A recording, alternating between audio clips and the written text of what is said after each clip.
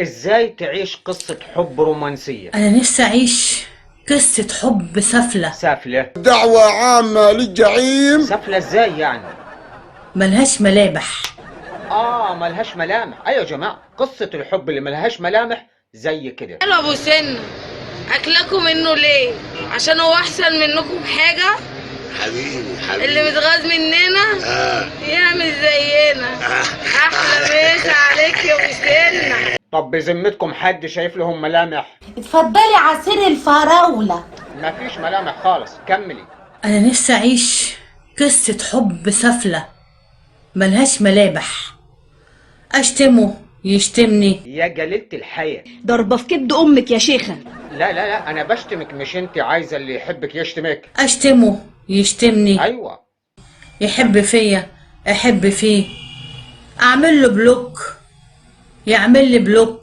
اروح اتصل بيه من رقم تاني اشتمه واقوم قافله السكه في وشي. في وشه. في وشه. ايوه في وشه. ازاي يعني هتقفل في وش نفسك؟ قصدك في وشه. سكه في وشي. في وشه. هو يجي يعمل لي برضه نفس الحكايه، يشتمني من رقم غريب وما انا شاتماه بامه. ها، ومفكين البلوك ونرجع نصالح تاني. لا ده انتوا فاضيين بقى. محمد انت هتتجوزني امتى؟ بصراحة انتوا فاضيين، وانا ورايا فيديوهات هايفة كتير غيركم. انا عايزه حد مجنون استنجلينا زيي. لا انجز شوية. انا عايزه حد مجنون استنجلينا زيي. مش لاقيه. كله بقى شيوخ ومربي دقنه. ده انا حالجها مخصوص عشان خاطر الفيديو بتاعك. الديك بيكتر سياحه بالنهار وانا بيكتر سياحي بالليل، ابقى انا ايه؟ المهم يا جماعة، الفيديو بتاع النهاردة صغير فمش مستاهلة كل شوية اقول لك حط لايك، وهتلاقوا في التعليق المثبت قناتي التانية ادخلوا عليها.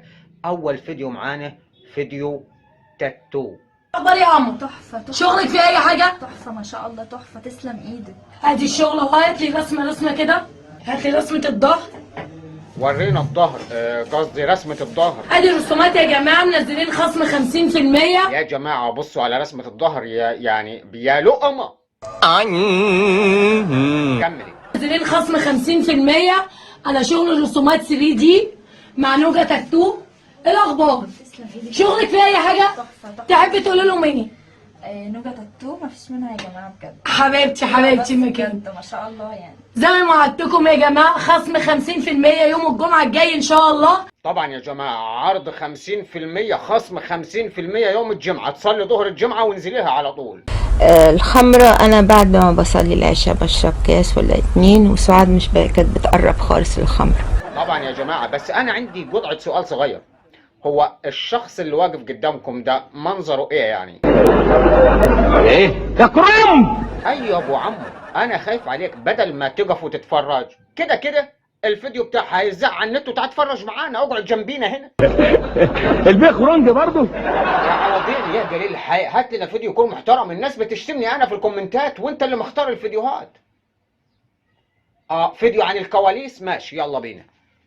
2 3. انا لما ابقى مليارديرة هقعد في مدينتي. ايه ده كواليس دي؟ أنا زعلان. يعني مش كوابيس؟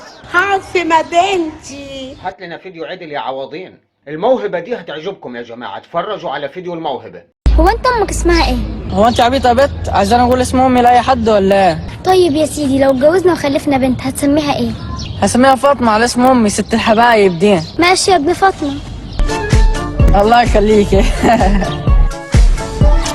هو انت عرفت اسم امي منين؟